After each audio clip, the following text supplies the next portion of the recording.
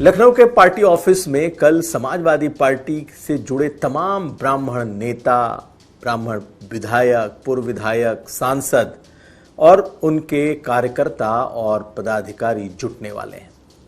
तो क्या सचमुच कोई ब्राह्मणों को लेकर अखिलेश यादव का प्लान बन रहा है? अभी तक माना ही जा रहा है कि अखिलेश यादव अपनी पीडीए की जो उनकी नई लाइन है उस पर ही चल रहे हैं, लेकिन आखिर क्या सपा अब कोई ब्राह्मण प्लान भी पैरेलल समानांतर लेकर चल रही है? तो क्या है ये ब्राह्मण प्लान? कल किस तरीके से जो ब्राह्मण चेहरे जुटेंगे वो सपा के लिए 2027 में क्या तैयार करेंगे? और जिस तरीके से हाल में ब्राह्मणों को लेकर पार्टी के भीतर विवाद भी हुआ था, उसे लेकर क्या अब अखिलेश यादव कोई ऐसे मोड में है कि ब्राह्मणों को भी अपने साथ जोड़ा जाए? आज इसी का विश्लेषण। नमस्कार, मैं हूं कुमार अभिषेक, आप देख रहे हैं यूपी तक। हम हाजिर अपना न्यूज शो आज का यूपी लेकर। तो पिछले काफी वक्त से अखिलेश यादव पीडीए की बात करते हैं, पिछड़ा दलित अल्पसंख्यक। हालांकि पीडीए के कई एब्रिविएशन उन्होंने इतने दिनों में दिए हैं। पीडीए को कभी उन्होंने पीड़ित, पीडीए के लिए दया, ऐसे शब्दों का भी इस्तेमाल किया। कभी ए के लिए उन्होंने अल्पसंख्यक, कभी आधी आबादी, लेकिन कभी बी का इस्तेमाल नहीं हुआ, यानी ब्राह्मण। हाँ, पीडीए में पी का इस्तेमाल उन्होंने पंडित के लिए जरूर किया था। तो खैर, उनका पीडीए ऐसा है जो समाजवादी पार्टी और अखिलेश यादव को लगता है कि समावेशी है। अगर पिछले कुछ समय से देखें तो अखिलेश यादव ब्राह्मणों को लेकर बेहद सतर्क हैं। उन्हें यह मालूम है कि बेशक उनका वोट उन्हें कम मिलता रहा है, लेकिन उनके खिलाफ कोई बयानबाजी न हो। बावजूद इसके उनके पार्टी के कई नेता जो पार्टी के चेहरे बन चुके हैं, राजकुमार भाटी सरीखे नेता, उन्होंने ब्राह्मणों को लेकर कुछ ऐसी बात कर दी थी जिसके बाद से पार्टी पूरी तरीके से बैकफुट पर आ गई थी। पार्टी के ब्राह्मण नेता, ब्राह्मण चेहरे, ब्राह्मण विधायक, पूर्व विधायक सभी ने अखिलेश यादव से खूब जमकर शिकायत की थी, खरी खोटी सुनाई थी। दूसरी तरफ अगर देखें तो जिस तरीके से शंकराचार्य अभिमुक्तेश्वरानंद का पूरा प्रकरण हुआ, उसमें अखिलेश यादव उनके साथ खड़े नजर आए। हाल के समय में जब पूरे उत्तर प्रदेश के भ्रमण पर हैं तो डिंपल यादव उनके पैर छूती नजर आई। तो अखिलेश यादव का पीडीए एक तरफ है, लेकिन उनका एक पैरेलल ब्राह्मण प्लान चल रहा है। और ये जो तमाम बातें मैंने कही कि शंकराचार्य के साथ खड़ा होना, शंकराचार्य के मुद्दे पर समाजवादी पार्टी का खड़ा होना, सपा के बड़े बड़े नेताओं का अभिमुक्तेश्वरानंद से मिलना, शंकराचार्य के खिलाफ जब शिकायत या मामले दर्ज हुए तो मजबूती के साथ खड़ा रहना, ये तमाम ऐसी बातें रहीं जब अखिलेश यादव ये दिखे कि वो ब्राह्मणों के कुछ मुद्दों पर साथ खड़े हैं। लेकिन वहीं राजकुमार भाटी ने जब ब्राह्मण और वैश्या की तुलना कर दी तो सारा गुरगोबड़ हो गया था। अब समाजवादी पार्टी अपने तमाम नेताओं और कार्यकर्ताओं को जो ब्राह्मण बिरादरी से हैं उनकी उन्होंने एक बुलाई है। पार्टी दफ्तर में होगी मीटिंग जिसमें सभी अपने अपने मन की बात कहेंगे, लेकिन ये बुलाई गई है दरअसल 5 अगस्त को जनेश्वर मिश्र की जो जयंती है उसको किस तरीके से बड़ा किया जाए। अब जनेश्वर मिश्र बेशक जनेश्वर मिश्र थे, लेकिन जातियों से दूर उन्हें एक समाजवाद का सबसे बड़ा आइडियोलॉग माना जाता रहा है। जिस तरीके से राम मनोहर लोहिया, मुलायम सिंह यादव, या कह लें इनसे भी मुलायम सिंह यादव के गुरु के तौर पर या उनके सहयोगी के तौर पर जनेश्वर मिश्र का बड़ा नाम है। तो अब समाजवादी पार्टी जनेश्वर मिश्र को लेकर के एक बड़ी बैठक उसने पार्टी दफ्तर में बुलाया है। लेकिन क्या सिर्फ जनेश्वर मिश्र के 5 अगस्त की जो उनका कार्यक्रम है जयंती, क्या उसके लिए ही ये बैठक है? इससे इतर ब्राह्मणों को मनाने, ब्राह्मणों को अपने साथ जोड़ने, ब्राह्मणों के लिए 2027 में ये बताने कि अगर वो साथ आते हैं तो समाजवादी पार्टी उन्हें क्या ऑफर करेगी, इसका भी मौका होगा। अगर हाल के दिनों में आप अखिलेश यादव को देखें तो अखिलेश यादव ने एक तरीके से सॉफ्ट हिंदुत्व का या फिर उदारवादी हिंदू चेहरा उन्होंने सामने किया है। उनके ऊपर जिस तरीके से पहले उनकी पार्टी और उन पर एक मुस्लिम परस्त पॉलिटिक्स के आरोप थे, धीरे धीरे उन्होंने पिछले कुछ समय से इसे दूर किया है। अगर आप देखें तो हाल के दिनों में उन्होंने खुलकर कुछ ऐसी बातें भी कही हैं जो लगता है कि वो हिंदू धर्म और हिंदुत्व पर वो पूरी तरीके से सॉफ्ट हैं। जिस तरीका का हश्र उन्होंने पश्चिम बंगाल में ममता बनर्जी का देखा, उसके बाद तो चाहे ब्राह्मण हो या हिंदुत्व हो, अखिलेश यादव बेहद सॉफ्ट नजर आ रहे हैं। अखिलेश यादव का ब्राह्मण प्लान तो है, लेकिन ब्राह्मण प्लान के पहले आखिर ऐसा क्या है कि जो ब्राह्मण हैं उन्होंने समाजवादी पार्टी को कभी खुलकर उस तरीके से समर्थन नहीं दिया जैसे कभी उन्होंने कांग्रेस को दिया, भाजपा को दिया, यहां तक कि बसपा को दिया।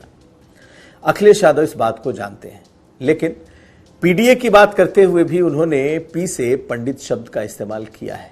अब जबकि 5 अगस्त को जनेश्वर मिश्र की जयंती है, तो पार्टी इसी बहाने ब्राह्मणों को उन्होंने बुलाया है, अपने पार्टी के नेताओं को, पूर्व विधायक, सांसद, पूर्व सांसद, पार्टी के जो पदाधिकारी हैं, ऐसे तमाम लोगों को। और कहीं ना कहीं अखिलेश यादव ये मैसेज देने की कोशिश करेंगे कि 2027 में वो ब्राह्मणों को भी साथ लेकर चलना चाहते हैं। मायावती जिस तरीके से खुलकर दलित ब्राह्मण पॉलिटिक्स कर रही हैं, खुलकर ब्राह्मणों की बात कर रही हैं, तो अखिलेश यादव भी नाराज नहीं करना चाहते। नाराजगी की बात तो दूर, अब उन्होंने अपना एक उदार चेहरा भी सामने रखना शुरू किया है कि वो हिंदुओं के एक उदार चेहरे के तौर पर उनको देखा जाए। वो चाहे उनके केदारेश्वर मंदिर के वीडियोस हों, फोटो हों, पूजा पाठ करते अखिलेश यादव हों, बड़े मंगल पर भंडारा छकते, भंडारा खिलाते अखिलेश यादव हों, या फिर वो ज्योतिष को मानने वाले अखिलेश यादव। तो अगर अखिलेश यादव के हाल के हाव भाव, उनकी बातों को, उनके प्रेजेंटेशन को अगर आप देखें तो बदले बदले से अखिलेश हैं, और 2027 चुनाव के पहले वो किसी तरीके से ब्राह्मणों को नाराज नहीं करना चाहते। पार्टी में भी जो कुछ हुआ, चाहे राजकुमार भाटी का प्रकरण हो, उन्हें चेतावनी दी गई, बुलाकर समझाया गया, लोग तो कहते हैं कि ठीक ठाक उनकी क्लास भी लगाई गई, लेकिन ये भी अखिलेश यादव को पता है कि ब्राह्मणों का जो झुकाव है वो या तो बीजेपी, कुछ हद तक बसपा और बहुत हद तक कांग्रेस पार्टी, इसके साथ ही उनका जुड़ाव अब तक रहा है। छिटपुट तौर पर अलग अलग पॉकेट्स में नेताओं के साथ, अखिलेश यादव के साथ भी ब्राह्मण जुड़े, लेकिन उस बड़ी तादाद में नहीं जैसा भाजपा के साथ। लेकिन हाल के दिनों में जिस तरीके से अखिलेश यादव ने स्टैंड लिया, चाहे अभी मुक्तेश्वरानंद के मामले पर हो या डिंपल यादव खुल करके उन्होंने पैर छुए सार्वजनिक तौर पर, अखिलेश यादव ने अपने केदारेश्वर मंदिर की फोटो, वीडियोस उन्होंने लोगों के सामने रखे, पूजा पाठ करते हुए उनके तस्वीरें, तो ये सब दिखा रहा है कि वो खुद को एक सॉफ्ट हिंदुत्व का चेहरा पेश कर रहे हैं, एक उदार हिंदुत्व का चेहरा पेश कर रहे हैं। ऐसे में जब उन्होंने ब्राह्मण नेताओं के कहने पर राजकुमार भाटी जैसे नेताओं को नसीहत दी, डांटा, उसके बाद अब ये एक बड़ी बैठक जनेश्वर मिश्र के नाम पर, नाम बेशक जनेश्वर मिश्र का है जो उनके पॉलिटिकल आइडियोलॉग हैं, लेकिन बातें ब्राह्मणों की होंगी, और ब्राह्मणों की जो बातें होंगी उसमें निश्चित तौर पर ब्राह्मणों के लिए प्लान होंगे। और प्लान क्या उन्हें सचमुच टिकट की भागीदारी अखिलेश यादव सुनिश्चित करेंगे? सुनिए, सनातन पांडे जिन्हें अखिलेश यादव ने पार्लियामेंट में बलिया से टिकट दिया था, और बलिया से सनातन पांडे बाकायदा सपा की टिकट पर जीत कर आए थे, आज उन्होंने इस मीटिंग को लेकर क्या कहा है, पहले सुन लीजिए। आप आज लखनऊ में हैं और कल एक बड़ी बैठक है, और आप खुद एक बहुत बड़ा चेहरा है पार्टी का, ब्राह्मण चेहरा आपको कहा जाता है। क्या कुछ बैठक की रूपरेखा रहने वाली है? क्या कुछ अखिलेश यादव की तरफ से निर्देश आप लोगों को मिले हैं? बैठक में क्या कुछ होने वाला है? सबसे पहले आपको बहुत बहुत धन्यवाद। 5 अगस्त 2025 को हर साल के बाद जो है पंडित जनेश्वर मिश्र जी के जन्मदिन पर कार्यक्रम होता रहा है।